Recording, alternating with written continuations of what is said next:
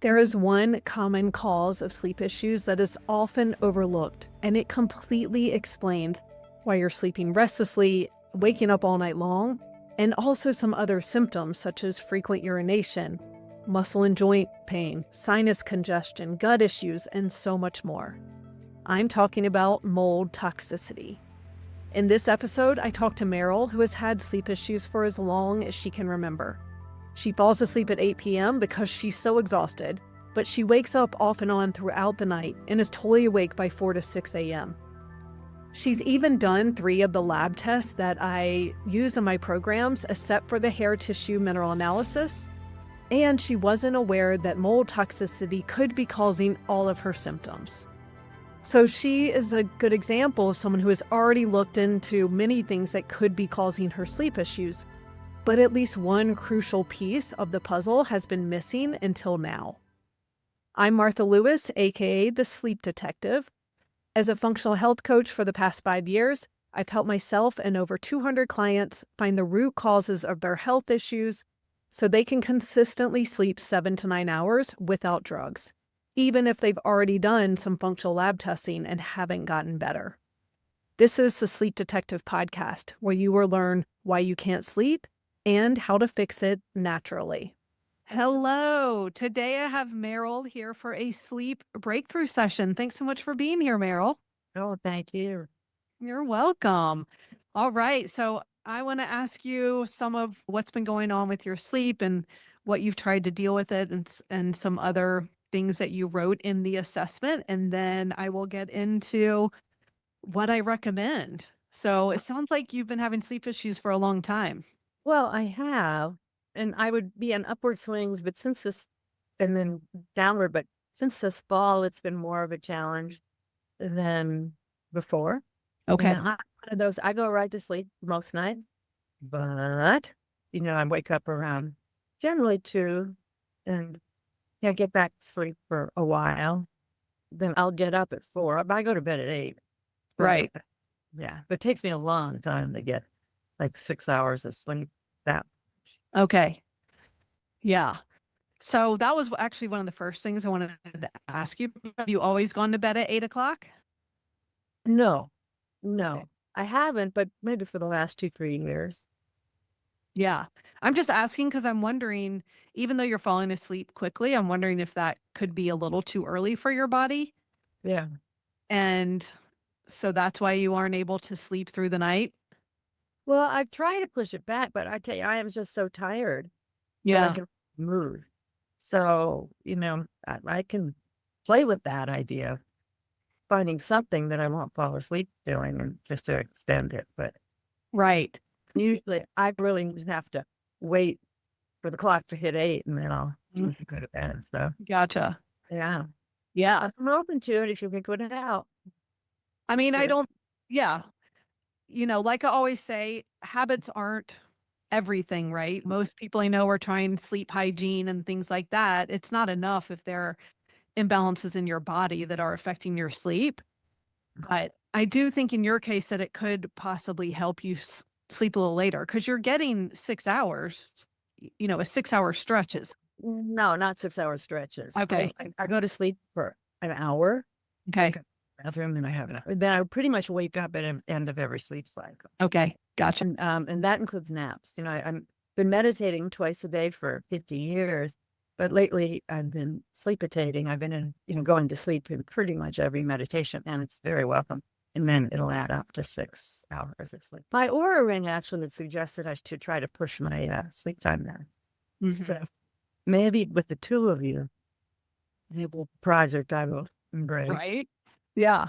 And you can do it 15 minutes at a time. So it doesn't have to be like you're going from 8 to 9. Yeah. Definitely try 8:15 for a week and then 8:30 Yeah. for a week All and right. see if that helps. Uh-huh. And then are you lying down during meditation? I sit up, and then when I start to nod off, I'll lean back, and then when I'm definitely going to sleep, I won't be lying down, but I'll be just supported. Yeah. Yeah. And then what time is that happening? Oh, this is like 10 in the morning. Okay. Yeah, 3 or 4 at night. And sometimes I won't know how tired. I won't know that I'm that tired. Mhm. And even before a minute of thinking my mantra, I'm like, you know, falling Yeah. over. Yeah, and that's because you're sleep deprived, like, your body's trying to make up for lack of. I know.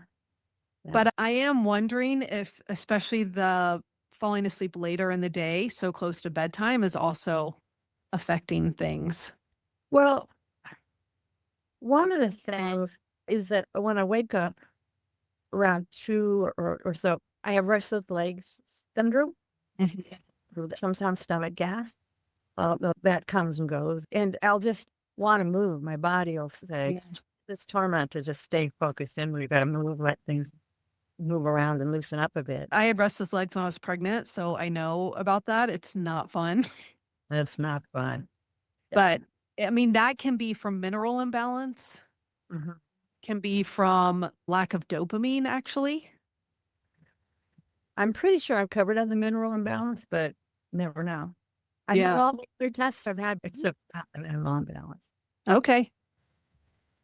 Yeah, interesting. That's good to know. Yeah, I mean, I think minerals could definitely have something to do with it. They become depleted as we get older, and Right. especially if we're under stress, which not sleeping is a form of stress. So, Right.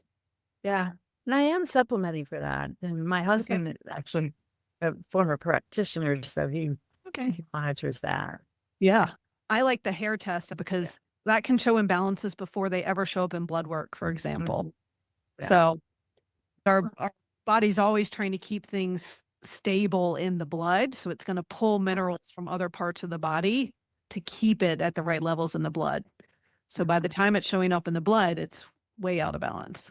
Yeah. Yeah. Yeah. Okay. So no, he hasn't been a fan of the of that kind of testing, but obviously you've had good results with it. Yeah, I find it's one piece of the puzzle, and it's really commonly overlooked as well. And then it also shows heavy metals too, which there are other ways to test that as well, and some heavy metals show up better in blood or urine or hair, so they're all different. Yeah. So it's usually a combination is really necessary if you want to know exactly what heavy metals you might have. So I don't know if you've done anything like that. No, just done still tests. I Mhm. did Dutch test. Okay. Yeah. Yeah. I've done that, and that showed nothing. Really? I'm so surprised because Yeah. that's what I was going to ask you about because of the gut issues that you have. Yeah. Yeah. Yeah. No parasites. I could use more of the good bacteria. And Mm. this about a year ago when I did it. Okay. Uh, and been working on that, varying my foods and stuff like that. Yeah. Do you know? Because I think the Genova usually doesn't test for H. pylori. Do you know if your test included that? I don't know. I remember. I'm pretty sure my blood work. Yeah.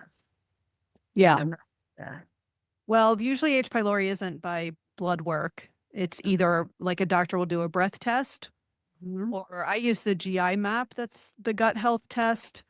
Also, because it looks at H. pylori specifically, and it's more sensitive for H. pylori than any other gut test. So, just with the bloating and gas that you reported, that's like common symptoms of H. pylori. Uh-huh. It makes me wonder if that's what's going on. Yeah. Main thing for the bloating gas is I keep forgetting what I've already learned. Like I have my fat digestion is a little compromised. So Hmm. I can take 60 grams of fat in a day, but not 80. Hmm. So sometimes more fat slips in. And then the same is true about the seed oils. I listened to you over and over and over again just to drill that in. Don't do those, not even a nibble. And so sometimes I'll look back and say, why is this happening? And then maybe I kind of was trying to slide by without realizing it. Yeah, that could be it. But I mean, we should be able to digest an appropriate amount of fat. So, yeah, it could be that because something's there's an issue with your gut, it's also affecting fat digestion as well. Yeah. Yeah. Yeah, so I do think that's a piece of the puzzle for you. And the last thing I wanted to add is that so I assess in the assessment for possible mold toxicity. I don't know if you remember where you checked off different symptoms for what's called chronic inflammatory response syndrome. which usually is from mold toxicity. And you checked off 8 symptoms there. Anything above 6 is likely that this is an issue. Once we're getting to 8 and above, it's highly likely. Have you do you know if you're living in mold or have you ever lived in a place with mold? Because it could be something from the past Yeah. or it could be current. Again, that's something we look for, just like we're around the house, see Yeah. any evidence of that, and there hasn't been. Yeah. But it can hide. It can definitely hide. It's not always visible. Yeah. So you could do, it's called an ERMI, ERMI. That's a self-test you can order where you can test the dust in your house. But ideally, an inspector would come who's testing the dust, testing the air, looking for water damage, looking in the HVAC system, and looking for visible mold, but covering all bases because, yeah, sometimes we don't even know it's there. Uh-huh. Yeah. So, Yeah. Well, I live in Colorado, so it's not a real moldy place. mhm. That doesn't even happen. Yeah. Some friends who have dealt with it. Yeah, I live in Wyoming, which is similar climate. And Right. my husband works in the property management industry. So he's like doing home inspections and he's had to deal with a lot of mold. I mean, if there's water damage, it doesn't matter how dry the climate is. There's a leak that isn't addressed right away and it's easy for mold to grow. So a lot of times, yeah, we don't know the history of our homes. And so there could be mold somewhere. But I think that could be the missing piece since you've done a lot of the other tests and address those things. Oh, one of the great things about listening to is I went back to my test and just looked at them again, and I was able to Okay. understand a little more of what they said. Yeah. So I appreciate that inspiration. Yeah, that's great. Also no hormones, but my hormones are fine. Yeah. Yeah. Okay. 25% of the population has a gene that can't detoxify mold properly. And so that mold produces mycotoxins, which are a type of fungus that continue to live in the body and build up and affect the gut. They affect our minerals. They affect our hormone, and they especially affect detox. So they're affecting every system in the body. And yeah, so there is a mycotoxin test. It's a urine test that can be ordered to directly test for those. Now, it's only looking at 9 or so species, but it's looking at the most common ones. And I'll also add that you want to ideally like sweat before taking the test, or sometimes people take glutathione before taking the test because it could be hiding in there. And if your body isn't detoxing properly, it's not going to show up in your urine. So it would be a false negative. So I don't. Yeah. So just the night before taking the test, I recommend sweating, like going in a sauna or taking a hot bath even is fine, but something to get your body, if there are those toxins there, to flush them out a little bit so that they would show up in the urine. Yeah. Okay. Yeah. So you mentioned the ERMI. Is that the one? The urine test? Is the ERMI a urine test? No, sorry. So that's for testing your home. Oh, testing home. Okay. Got it. Ideally, you test your home and your body. Like the body's going to confirm if that's what's going on. So sometimes I do that first if people want to do it, knowing that if someone has a lot of symptoms like you do, then if they don't want to spend the money on testing, then we can also just assume that's what's going on. So I recommend ways to deal with that are going to help with overall health anyway, especially detoxification. Yeah, but usually I'm like, okay, let's first test in the body. And then if it's positive in the body, we need to make sure that you aren't living in it. So we need to test your home because it's really hard if your body can't clear it for you to be living in it constantly. Yeah. So I can also send you another episode I did that talks about mold toxicity more in depth. And I will link to that in the show notes for everyone listening. But yeah, those are the 3 things I recommend is seeing if a later bedtime helps and not falling asleep during your meditation, especially the one later in the day. I think that could be disrupting your sleep at night. So I don't know if that means if you're open to that, a shorter meditation or if you start falling asleep, getting up. I mean, I know you're tired and that's your way to get more sleep. I've tried it before and just skipping, just not letting myself sleep at all.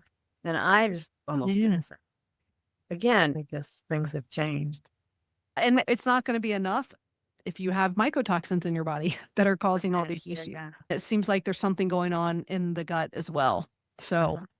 yeah, so those are the 3 things I suggest. Okay. Can I quickly tell you some of the things you said that were really like, oh, yeah. Yes, of course. First of all, we just started hearing you talk about how you go beyond symptoms and you're going to the cause, and just the way you tie it all together, but also it's like you have some little things for symptom relief, but you're very clear that is not the answer. That you've got to go to the root cause. The sensitivities to the seed oils that really got me going more. But one of the biggest ones was that I would finish a meal and I would just want to keep eating or I'd want sugar. And when you're talking about the 3 metabolic types, and if you feel this after eating, that means, and you just said just include more carb, a little more carb in your meal. And I started doing that, and it didn't take much. I mean, my carbohydrate digestion isn't great either, but it really didn't take much for me to just be done when I'm done, or closer. So that was really great too. There's more, but that one was really. That's amazing. Yeah, so I think you're saying that you're not craving sweets anymore after because you're Right. carbohydrates, right? Yeah. I can just say, okay, I'm done, and be satisfied. And it's like such a little change. Yeah, that's great. Thank you so much for sharing that. Yeah, you're welcome. Thank you. Of course. Yeah. Any other questions you have or anything else you have? No, then I just want to take the green starter is great, and I got a CGM. Okay. Recommendation to monitor continuous blood glucose. Wondering if that was the problem. And I was thinking that it might spike at night because my cortisol is high. I discovered after listening to you and going back to my test, it's high at night. Okay. But the first night I had it on, it didn't spike. It went down. I got actually into hypoglycemic levels. Yeah. So that's actually what happens. Uh-huh. If it's spiking during the day, and then that can make it drop way too low at night. Yeah. And then, so you saw that on there. I Interesting. saw it on there. So Yeah. I was eating to sustain myself a little bit longer. Okay. It's only happened a couple more times. Well, only one where it actually went under 70. And went up and got just a few bites to eat. And it got stabilized like from sprig of broccoli and cauliflower. It didn't take much. So that's been really helpful for me too, just to see Okay. how you don't have to load things on. Yeah. It goes a long way. So Okay. anyway, Great. I've been learning a lot. Okay. I'm so glad. Thank you for listening to the podcast and thanks for being on today. It was really good to meet you. Yeah, you too. And yeah, keep me posted and let me know what you figure out.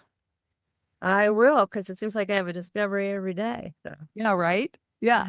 yeah. Okay, awesome, Meryl. Enjoy the rest of your day. Well, I don't know if I can't nap in my meditation. Oh, no. I have to, but I will definitely take what you say to heart and make it happen. Okay, sounds good. You are also welcome to sign up for a free sleep breakthrough session that will be aired on this podcast. You'll fill out an assessment and then we'll meet on Zoom and I'll tell you the 3 things you can do right now that will have the biggest impact on your health and sleep. You can sign up for this session at the link in the show notes.